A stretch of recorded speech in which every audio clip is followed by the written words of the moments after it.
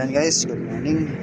Meron akong tips sa inyo. Ito, ginawan ko na ng video kasi meron pong nagtanong. Pero hindi ko ilalagay ko sana dito yung nagtanong sa atin na driver.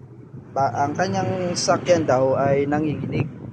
So ayan, maraming kadahilanan guys kung bakit bumabagsak or ang ating mga minor. Isa rin yan, kailangan malinis din ito guys. Yan, malinis itong mga air sensor natin. Ayan. Isa rin bumagsak ang ating may mga singaw, ang ating mga hose. Kailangan din natin na check upin yan guys. Kasi hindi natin maano ng mga hayop or pusa or daga man. Check po natin kung bakit ganun lamang guys. At saka isa rin guys, itong mga ito, mga daluyan ng mga hangin or mga sensor, isa rin po yan kung bakit bumabagsak yung ating mga minor.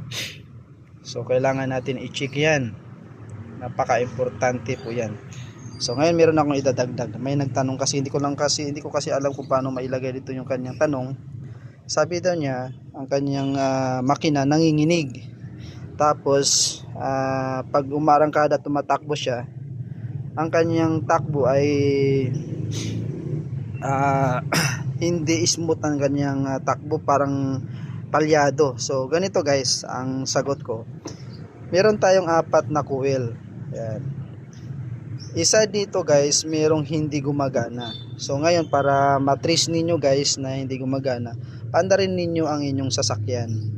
Ngayon pag napaandar nyo na, bunutin nyo isa-isa. Pag bunot mo guys at nagre-react, ibig sabihin okay ang coil. Pag binunot mo naman dito sa isa, pag binunot hindi nagre-react ang makina, ibig sabihin sira yan guys. Yan, kailangan nyo pong palitan.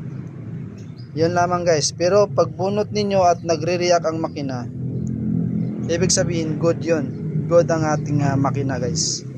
Yun lamang ang isa dyan sa kung bakit nanginginig yung ating, o kaya late yung ating pag-aarangkada, o kaya palyado yung ating makina guys. So yun lamang, napaka-importante ang mga na ito.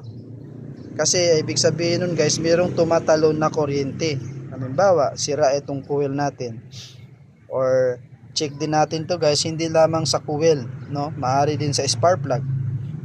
Pag sira yung ating spark plug, ganon din ang mangyayari. So at hindi lang din sa spark plug guys, hindi rin sa spark plug ang dahilan or sa coil.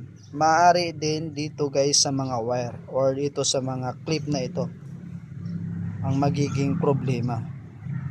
So kailangan marunong tayong mag-trace sa mga problema ng mga sasakyan. Hindi tayo basta-basta mag-ano guys. Kung maaari, manood kayo sa mga tutorial ng mga mekaniko para hindi kayo maloko na mapagsamantala.